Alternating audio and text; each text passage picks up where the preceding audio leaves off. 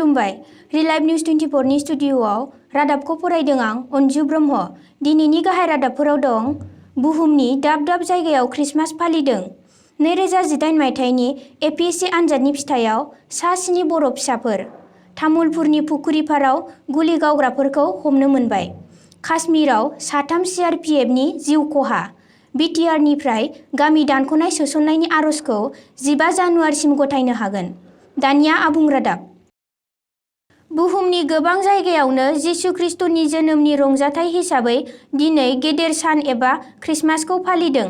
बुहुमनि गुबुन गुबुन जायगायाव फालिनायजों लोगोसे चिरां जिल्लानि दाब दाब जायगायावबो बे फोरबोखौ गाजा गोमजायै फालिदों।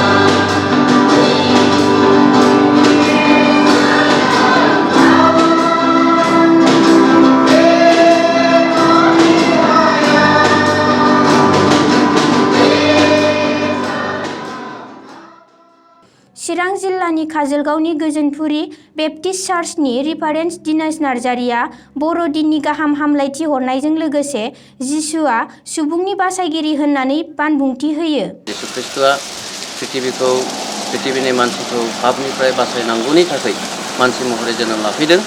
बेखौनो जोङो आलाप आलोचना बाइबेलनिफ्राय खालामनानै जोङो खुलुमगानायखौ लाबोयो।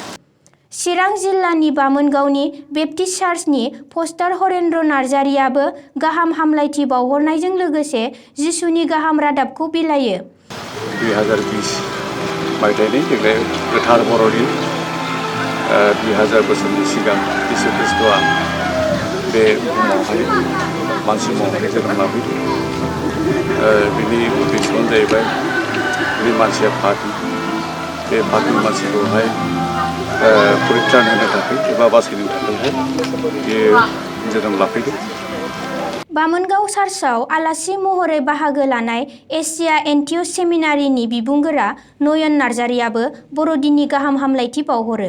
जिसु ख्रीष्ट जोनोम जानायनि जोनोम सानखौ गोसोखांनानै जोङो बेवहाय रंजायो आरो इसोरखौ जोङो खुलुमो।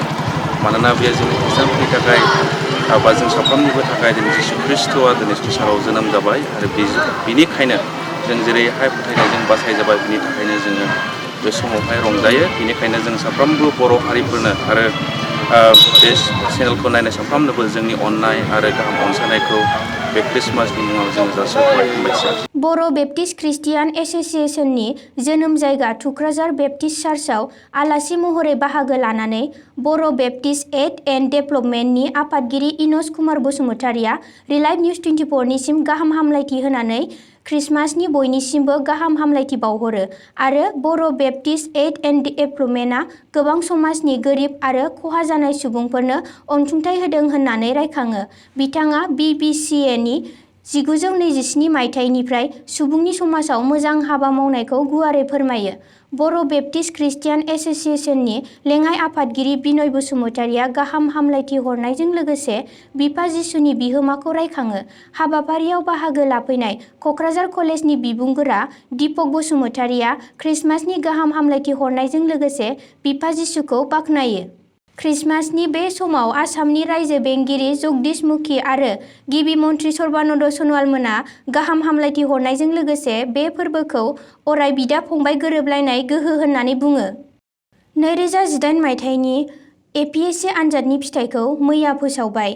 बे आनजादनि फिथाइयाव गासै 135 सा फरायसाफोरा उथ्रिसार जानो हादों। बे आनजादाव ST प्लेनफोरनि थाखाय मोन 14 मासि दंमोन। बेनिनो मोन 7 मासिखौ बर' फिसाफोरा आवग्रिनो हादों एबा सा 7 बर' फिसाफोरा उथ्रिसार जानो हादों। उथ्रिसार जानो हानाय बर' फिसाफोरनि मुङा आसाम सिभिल सार्भिसाव निजोरा बर', रिक्सन बर', डेभिडसन दैमारि आरो सिमन्त बसुमतारी आरो लेन्ड आरो रेभिनिउआव रिया मेस, श्रावणी बर' आरो सरन नार्जारी। बे आनजादाव गासै आसामनि गेजेराव गिबि मासिखौ गलाघाटनि कंकन ज्योति सइकियाया मोननो हादों। मख'नो गोनांदि Assam police service, taxes, excise, employment officer, labour inspector डिपार्टमेन्टफोराव बर' फिसाफोरा जायगा आवग्रिनो हायाखै। थांनाय 21 दिसेम्बर खालि बाक्सा जिल्लानि तामुलपुर महकुमानि सिङाव थानाय मेसगुरि पुखुरिपार गामियाव सासे आबादारिनि न'आव गुलि गावनाय जाथाय जादोंमोन।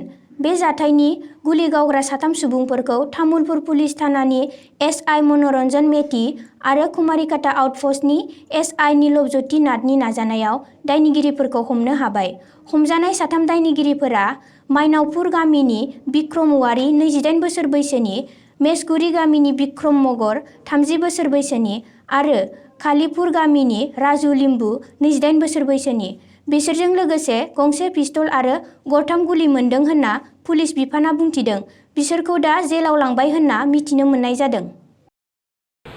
যোৱা 21 তাৰিখে ৰাতি 8:30 মান বজাত এটা ঘটনা হৈছিল মেজগুৰিত। যে কোনো দুৰ্বৃত্তই গৈ পেলাই এখন ঘৰৰ মানুহ ঘৰত গৈছিল আৰু গৈ পেলাই গুলী চালনা কৰিছিল আৰু তেওঁলোকে সেই স্থানৰ পৰা পলায়ন কৰিছিল। কিন্তু আমাৰ পাছত ইনভেষ্টিগেশ্যন আমি কৰিলে যোনসকল দুৰ্বৃত্ত জড়িত আছে আমি অলৰেডি চিনাক্ত কৰিছোঁ। তাৰে 3 জনক ইতিমধ্যে সোধপোছ কৰি তেওঁলোকে যে জড়িত হয় তেওঁলোকে কনফেছ কৰে, তেওঁলোকক আমি গ্ৰেপ্তাৰ কৰি পেলাই জেল হাজতত প্ৰেৰণ কৰা। सेन्ट्रेल काश्मीर जिल्लानि सिङाव थानाय गान्देरबलाव मैया बिस्तिबारखालि बेलासिनि 5 रिंगायाव उदखारिफोरनि ग्रेनेडजों गाग्लोबनायाव 3 CRPF रौनियाया गोब्राबै जोखोम जानानै जिउ गोमायो। बेनिनो गेजेराव आसामनि धेमाजि जिल्लानि सिलाफोथार सिसिबर गामिनि मृत्युन्जय चुटियाबो दंमोन।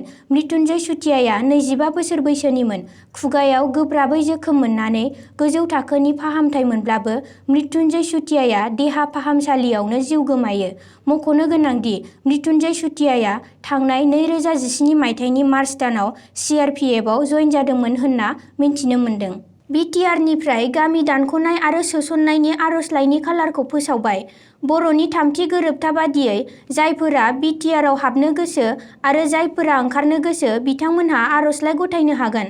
आर'जलाइखौ Assam institute of research for tribal and scheduled caste, Jawaharlal Nagar, NH37, PO Khanapara, Guwahati 780122 नि डिरेक्टर एबा जइन्ट डिरेक्टरनिसिम दैथायहरनो हागोन। दिनैनि रादाबा एसेनोसै। गोजोन्थों।